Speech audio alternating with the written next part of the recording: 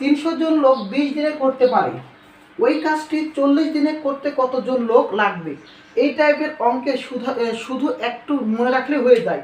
যদি অঙ্কে দিন থাকে, দিন আর জন, ওকে, এইভাবে মনে রাখবো, দিন আর জন।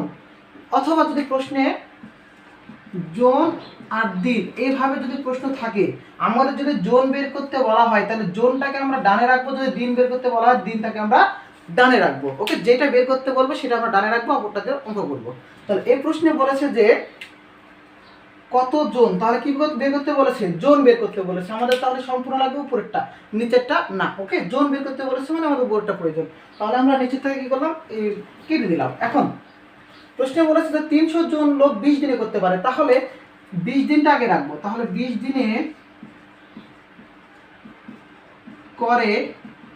দিনে করে একটি কাজ কতজন লোকে? 300 জন লোকে। একটি কাজ 300 জন লোকে। ওকে, তাহলে 20 দিনে করে একটি কাজ 300 জন লোকে।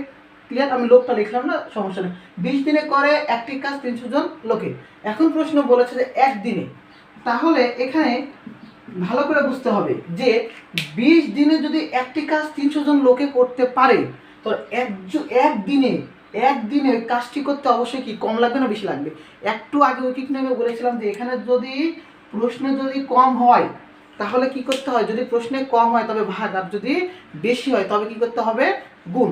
কিন্তু এখানে 20-এর জায়গায় 1 দিয়েছি, কিন্তু আমাদের এখানে যদি কাজটা করি তাহলে পরিশ্রম, যদি 20 দিনের কাজ একদিনে করি তাহলে কি পরিশ্রমটা বেশি লাগবে না? বেশি লাগলে গুণ। তাহলে এখানে আমরা কি করব? গুণ করব। ওকে, এরপর প্রশ্নে বলেছে যে অতএব 40 দিনে, বলেছে কি 40 দিনে একটি কাজ করতে জন্য কতজন লাগবে? তাহলে 40 দিনে, যদি 20 দিনে বা একদিনে এটা করতে যদি বেশি লাগে তাহলে 40 দিনে অবশ্যই কি লাগবে? কম লাগবে। তাহলে আমরা 40 দ্বারা কি করব? এটাকে 40 দ্বারা এটাকে কি করব? ভাগ করব। ওকে, তাহলে শূন্য আমরা শূন্য কেটে দিলাম। এরপর এই যে 2 একে 2, 2 × 4 করলাম। এরপর এই যে 2 একে 2, 300, 300 অর্ধেক কত হবে? 150। তাহলে এটার উত্তর আমাদের কত হবে? 150 জন। অর্থাৎ এই অঙ্কটির ক্ষেত্রে যদি 20 দিনে 300 জন লোক লাগে তাহলে 40 দিনে কতজন লোক লাগবে? লাগবে 150 জন লোক। এই অঙ্কটাকে আমরা ঐকিক নিয়মে করব, অথবা যদি কখনো এই টাইপের অঙ্কগুলো বহু নির্বাচনীতে আসে তাহলে আমরা কিভাবে করতে পারবো? জাস্ট অঙ্কর দিকে তাকিয়ে অন্যান্যগুলো করে ফেলবো। যদি 20 দিনে 300 জন লাগে, দিনটা ছিল কত? দিনটা ছিল আমাদের কত? 20, আর লোক ছিল কত? 300। দিনের জায়গায় আমাদের হয়েছে কত? 40। দিনের জায়গায় হয়েছে কত আমাদের? 40। দেখো তো এখানে 20 থেকে ডাবল হয়ে গেছে, এখানে দিন ডাবল হয়েছে, তাহলে লোক সংখ্যা কি অর্ধেক হয়ে যাবে? অর্ধেক হলে 150 অর্ধেক কত? 150।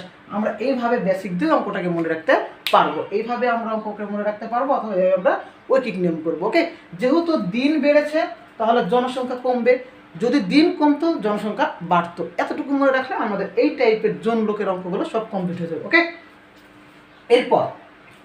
এরপর আমরা করব যে 6 নম্বর অঙ্কটা।